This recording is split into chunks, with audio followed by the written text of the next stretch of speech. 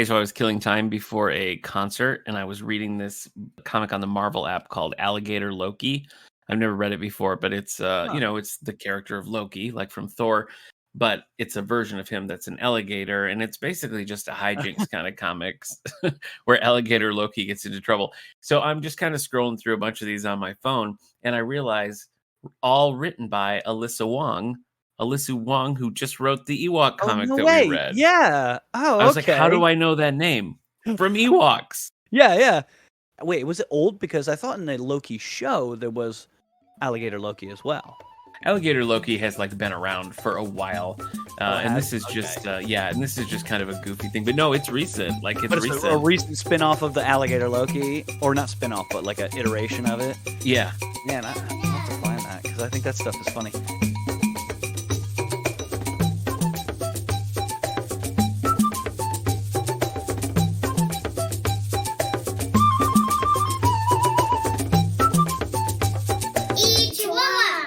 Welcome to This Endorian Life, a Star Wars podcast from the Radio Meanwhile Network. My name is Steve Rudd. I'm Nick Gunning, and we've been following the Ewoks from Return of the Jedi, the Ewok TV movies, the 80s cartoon, and beyond. But this time, we're branching off into the Star Wars Vintage Collection with Droids. Yeah, you have to say it like that, beep, don't boop, you? Beep, boop. Droids.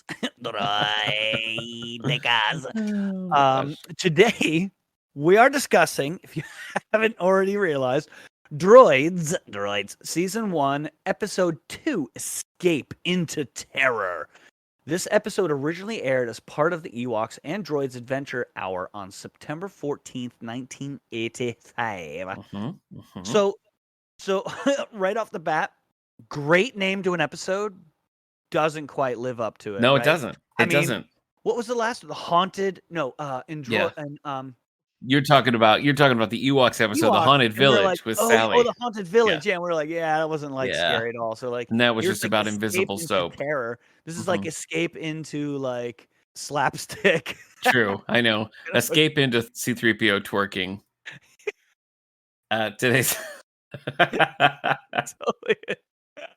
Today's episode was directed by Ken Stevenson and written by Peter Sauter. It is on Droids 1 on both VHS and PAL. So there's these different iterations of the Droids collected on VHS, but this is on both versions of the Volume 1 VHS tape. No DVD release. Okay. Like with the previous episode, this was also adapted into a children's book with illustrations by Bunny James. Great name, Bunny James. Bunny. Well, I have a friend named Bunny. They thought they were gonna have a boy, so they were gonna do Buddy, but they had a girl, so they were like, "Well, we really like Buddy," so they just called her Bunny. Bunny. So is her name legally Buddy, or it is Bunny? I don't know if it's actually Bunny. Let's find out. Call her up. Get her on the horn. Get her on the horn. All right.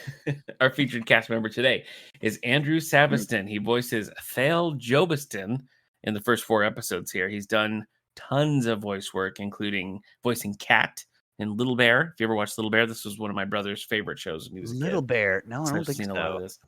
Voices Tenderheart Bear in several Care Bears projects. Are you girls still into Care Bears, or have they matriculated? They've moved on. They're into Power Rangers now. That's like their big thing. Okay. All right. Yeah. Well, he also did several live-action projects like SCTV, MacGyver, and the Edison Twins, where he was one of the Edison Twins. Oh, no way. MacGyver, man. So good. I know you love it. Oh, no, wait. That's TJ Hooker. Got my theme songs messed up. Did you ever watch the MacGyver reboot? Did you watch any of that? Oh, I did see an app. No, I didn't. No. I mean, Richard Dean Anderson is my MacGyver. I know. I'm never going to spoil that. There's no way. Okay. I understand. And then, unless you mean Stargate, that's basically it's like a MacGyver spinoff. Yeah. Oh, man. Shall we jump into this uber detailed plot? Why not? It's not so uber detailed because I did leave out all of the 3PO twerking. I figured we just talk about that instead of have to mention every time over and over and over again. Yeah. Not enough space. Try to keep it on one page. Every time Steve takes a paragraph break, just assume and C-3PO backs that thing up. Just assume it's there. Backs that can up. Yeah. All right, the uber detailed plot of Droids, Season 1, Episode 2, Escape into Terror. 3PO and R2 are on the exterior of Kaya's ship making repairs while the rest are working exhaustedly inside the bridge. By accident, 3PO disconnects the hyperdrive from the ship, which begins to float away from the ship along with himself. R2 reels him in and delivers the bad news to Kaya, who says they can pick up another one on Anu, where her mother lives. Oh. They're just, dime a dozen on Anu. Mm-hmm. Meanwhile, Size Fromm, ruthless gang master of Anu, receives a call from his son, Tig. We remember him. Mm-hmm. Size points out how furious he is with his son. Despite Tig trying to keep his skin on, Size vows to nab the droids, racers, and the girl himself on Anu. When registering in customs at the spaceport, 2 of Size's goons spot the droids. R2 causes a huge distraction, allowing everyone to escape on the White Witch to Kaya's mother's house. Once there, 3PO and R2 are tasked with tending the sand sloths, where they accidentally discover a hidden rebel base. They're pretty good at discovering hidden bases. They are. Yeah, when 3PO and R2 go to tell Master Thal, they interrupt a Fromm droid attempting to kill Thal. An awkward attempt to stop the droid ends when Kaya electrocutes the droid. Thal has trouble breathing, but is okay. He receives treatment while Kaya's mother informs them of the Fromm family's secret base where they are developing the Trigon 1 weapon, and the Fromms know that Thal and Jord know its location. They find out Kaya has been working with her mother to find the secret base and destroy it. Thal is too weak to help, but Jord has an idea. Mm-hmm. Waking up from a nap, Thal sees Jord, Kaya, and her mother leave without him, intending to sneak aboard Size Fromm's ship bound back to Ingo, the planet where the secret base is. Furious, Thal takes the droids to the port, and they help rescue Jord and Kaya, who were caught by a Fromm goon. The plan changes when Thal has an idea to hide inside cargo to sneak aboard the Fromm ship, but not before Kaya hands 3PO something to keep track of. Amazingly, Tig Fromm doesn't recognize 3PO and R2 because he's distracted by his father's Size. The 2 droids overhear the Fromms plan to take over the whole quadrant. Safely on board, 3PO misplaces the containers that Thal and Kaya are hiding in. A cargo container accidentally drops on the containers that Thal and Kaya are in, crushing them completely. However, 3PO saves Vlix's life, and both of them find nothing in the crushed containers. Whew! R2-D2 discovers the correct containers, and Vlix allows them to grab 2 other priority containers that actually contain Thal and Kaya. That's what happens when you save the bad guys. They let you skate right past security. Mm-hmm. Tig shows Size his Trigon 1, and Size is greatly disappointed by its size. See what I did there? In the size, Trigon, yeah. yeah. In the Trigon 1 satellite chamber, 2 Fromm goons discover 3PO and R2, but are both distracted by his hidden thermal detonator that Kaya gave him earlier. The goons allow the droids to continue, and 3PO suddenly realizes that the detonator has 3 minutes to detonate. Once in place, Thal and Kaya leap out of their containers. Thal grabs the detonator while the rest of the group fend off Tig's droid mechanics and guards. Thal successfully places the detonator on the hangar door, and the gang takes the satellite up into space. Tig dispatches fighters to intercept, but they are decimated by the Trigon 1's main laser. Even though the Trigon 1 satellite is no longer in their hands, Tig is elated that the weapon worked. Size again vows to correct Tig's shortcomings, but this time without Tig's help. On the Trigon 1, Kaya is overjoyed that they now have the Trigon 1 in their hands and intends to use it against the other evil gangs. Thal, however, has a better plan to destroy it because it's too powerful for any one person to use. Kaya agrees, and they set off to finish what they started. Roll credits. Listen, I appreciate all the work you were doing there to try to make this story sound interesting because watching it was I not. know this is like when there's a bad Ewoks episode, it is still Mhm. fun to write because it's cute and Yeah, it's silly and yeah, it's goofy. Like this is just like I it would be 3 pages if I literally went over the little bits of detail because in Ewoks there's little down times, right? When they're like, "Oh, we need to go see so and so." And then it cuts to them like walking and it's like you hear the birds chirping and then they're like, "Oh, hey, we they'll like ask questions."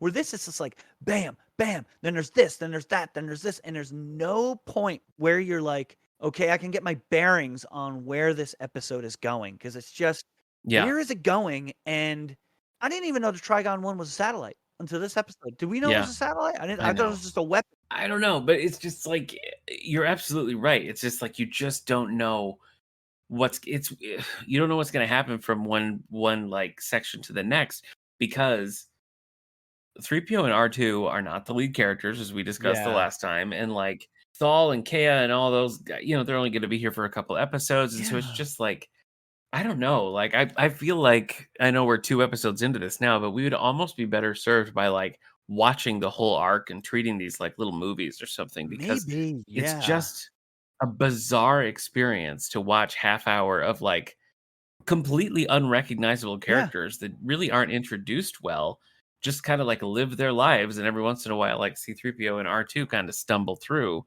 It's It weird. it's it It's really. weird. You know what's weird about it too? Like you got to remind yourself that this was done in '85, where now like things will come up in these stories that were like, whoa, why didn't you make it about that? Like 3PO discovering a hidden rebel base.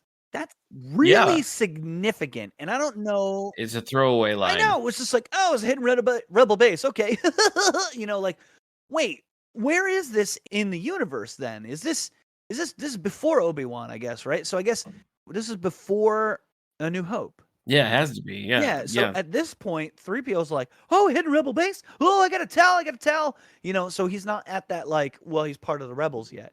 And so that was kind of startling for him to be like hidden rebel base. And then we kind of like blew over that line like, well, now I don't want Yeah, to know who Kaya's mother is. And she's just Kaya's mother. I don't yeah. think she has a name. I briefly looked, I couldn't find it. And so it's just like, wow, pretty significant lady. No name drop or nothing. And so like, oh, okay. This I thought, well, this is where the episode's gonna go. And it's just like, no. In fact, when you see the White Witch fly away, you see 3 heads, but then like Jord is like, oh yeah, I'm gonna like take care of Kaya's mother. And then they're like Yeah, not ever seen again. And it's just like, okay, yeah. cool. Who's her mother? Like Mon Mothma? Come on, like stop doing this to me. Yeah. Like, I don't know. Every new development in this Droids Ewok Hour thing is just like more confusing than the one before it. But I feel like the droids concept might have actually benefited from what happened with Ewoks from season 1 to season 2. Like if this really had a full season 2 where they were like, let's scale it back, let's make these 10-minute episodes and just make it like fun and goofy because I think I would be down for yeah. like like let's quantum leap this. You know what I mean? Like C3PO and R2D2 just stumble from place to place, solve a little problem and move on, Yeah. and they're the ones we're following, but it's like Funny. I got to invest in all of these people for like 4 We episodes. It's not even, you know what I mean? It's it's crazy. weird that like we want this to be in short form where like I know. that it's just I think that's like the only play with yeah, droids. You know what I yeah. mean? Like, Uh, this is I just it is kind of confusing that like you are right. R2 and 3PO, they are not the main characters in their own story. And I think that's very they're frustrating. hardly supporting. I mean, they're like the lowest of low. They're not even really supporting characters. Like the Yeah, villains get more to do than they that's do. true. I feel more vested in Tig and Size Fromm than I do Yeah. R2 and 3PO. Mhm. 3PO, this character was like this. He was lost in this episode, man. It was like the whole. I mean, we have to talk about the whole twerking thing where he like thinks he can Yeah. like Judy chop and then like breaks his back every time. Like throw. Yeah. It's just like I don't know the concept of that. Like would a kid really laugh at that or I don't I don't know. think Yeah, I so. don't. It's just I don't a little think bit too so. much. But picture that in like a 10-minute episode where they're in some goofy little plot where it's like there's some small stakes thing and C3PO's back keeps seizing. Like there's a way in which that's funny, but Yeah. like they seem to be trying to tell like a really serious story. Yes. I don't know. With actual peril, like Yeah, I yeah, did think it was funny though that when Tiggs or when Size or no Tig, somebody said like, "Oh, don't worry about it. The weapon's not even operational," and like, it like shoots through like four yeah, ships that are in line, which I thought was funny. Like, but yeah. I thought it was interesting though that they talked about how small it was. So it's just like, was this the original plan for like? This is the super weapon to the Star Destroyer, but just it's going to be copied on a grander scale for the Death Star. Maybe, Not Star maybe. Destroyer, Death Star, sorry. And so like Yeah, that's all I thought. I was just like, "Oh, weird. This makes more sense about how the Death Star super laser was created instead of by mud bugs on some loser desert planet in the Outer Rim." But specifically Geonosia. Like it's a lot of yeah. anger, a lot of Well, I anger. mean, none of their weapons are even close. They have like this like shockwave weapon. That's like their main weapon, and Yeah, it's yeah. just come on, really? All right, I don't know. This show is just a little exhausting to me. yeah. I don't know. It doesn't know where it wants to be, man. I'm gonna stand firm on the show does not center around 3PO and R2, and all it That's what does I keep is coming have back to to too. be That's the yeah. Like problem. I Yeah, legit want to know their story, and I feel like you look back at Ewoks and it's just like, I mean, yeah, there were like weird episodes here and there, and there were episodes that had good ideas that were just done poorly, I think, you know. yeah, But like it still felt like we were getting to know aspects of the Ewoks, the relationship with yeah. And magic and we evil. didn't always love the versions We, of the Ewoks they were putting forward, but like that was the but focus, it was still unequivocally. about them, yeah. Right. I feel like maybe the droid because I I feel like I remember the droids toys being a thing, like the Yeah, ships and the action figures and stuff seem to do more for it than Ewoks. And I wonder if maybe that's why it seems like the droids cartoon has a little bit more people have more of a fondness for it. I don't know. I hope that the future stories that we'll get into will click with me a little bit more than this one. yeah, That's what I'm holding out hope for because the one that I remember is when it's like the prince and the pirate or something. I don't know. okay, That's the one that I remember, and I remember liking the main character in that, and I remember C-3PO and R2 being more integral. So, like, maybe that's just wishful thinking or me yeah. rewriting it, but like that's how I remember it. So I'm holding out hope, you Yes. know? Yes. I mean, this episode was mainly about Kea, I feel like. Where Yeah. like Jord and Thal were the first one, but then their story arc with being racers is just gone. That's it. We didn't have We it at didn't have it all. at I all. know. But I know. except that was the White Witch that they were driving, but that's it. That's the Yeah. only connection for the Yeah. first episode. So, I mean, we got like what, two more with this story arc, so it's just like Yeah, this ragtag group. who knows where we're Yeah. going, man. I know. And is it the villain that makes it is the villain like the web that ties I just don't I like know. the voice of I'm not Tig. sure. I gotta be honest. I think his voice reminds me of like I don't know, like Matthew Broderick or something. He's got that like crisp voice, like something like I don't know. It's like that. Yeah, He's got I that could like see that. that weird like draw like that. I don't know. I don't even know how to describe it. Yeah. Well, looking at like IMDb and stuff, it's kind of like the Ewoks first season, where it seems like they really were going for like voice actors, people who know how to do it. So yeah, I think that is a point in its favor. The voice cast is good. Yeah. All right, let's do we're on negative, Oh so yeah. let's stick with negative. What was your Oak of Arc My moment? Oak of Arc moment was when the hyperdrive was floating away, and they're like, "Oh, we'll just get another one," and it's like,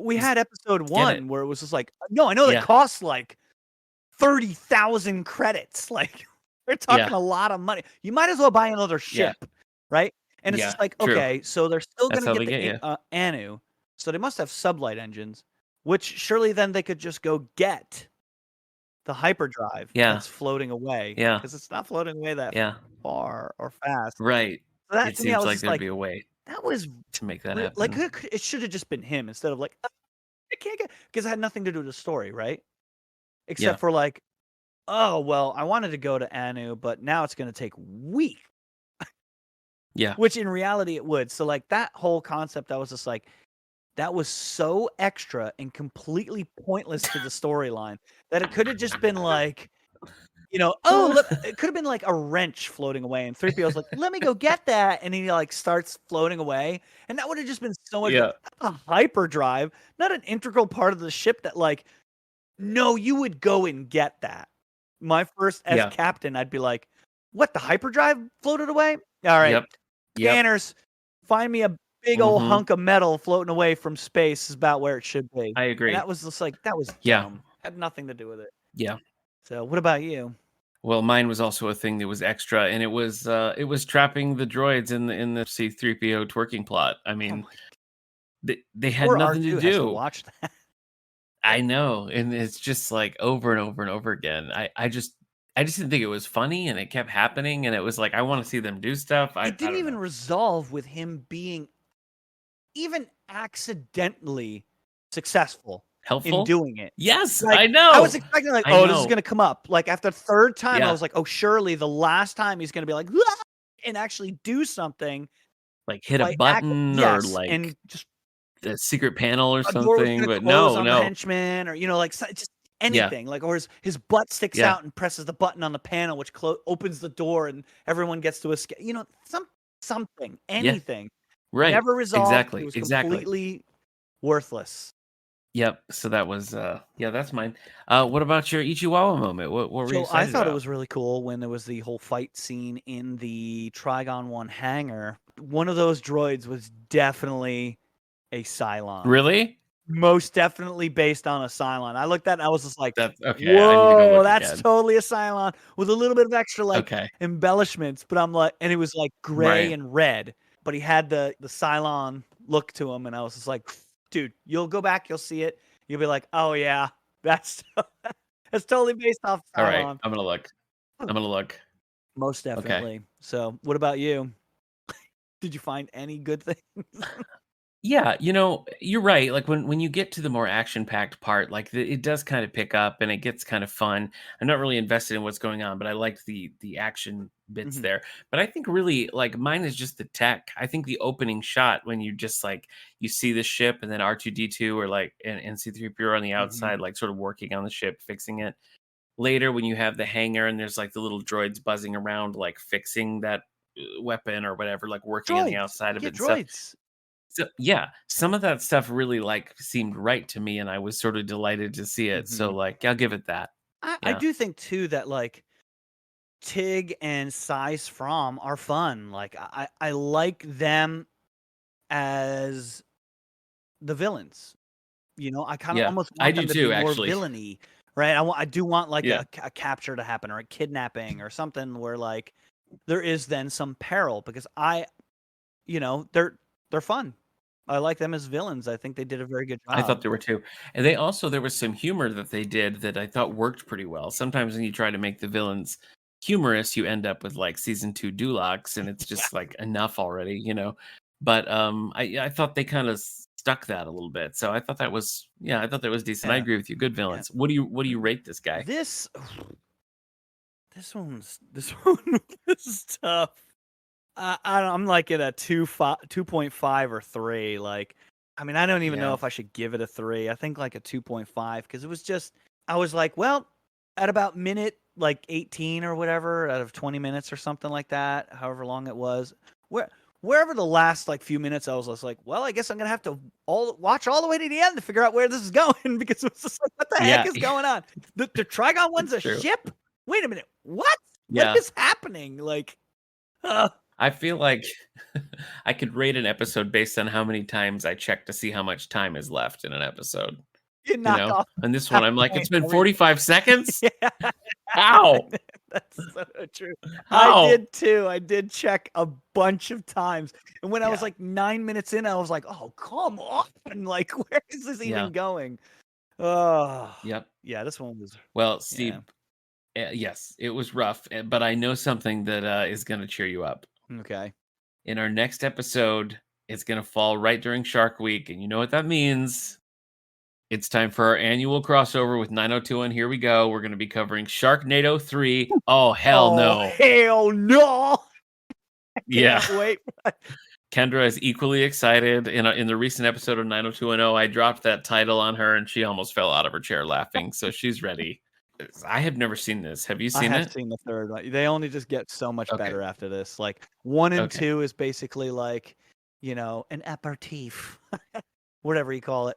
I remember last year we were saying there were moments in number 2 where they were still kind of trying to make a legit movie, and it kind of suffers because of it. Ian So Ziering is for 2 movies still trying to be serious. Remember, He we were is. just like, every one of his lines, he's like, "Let's go, guys," and they're like, "Huh, yeah, I got Yeah. this inflatable dolphin." He did it totally. You know, like, yeah. Yeah.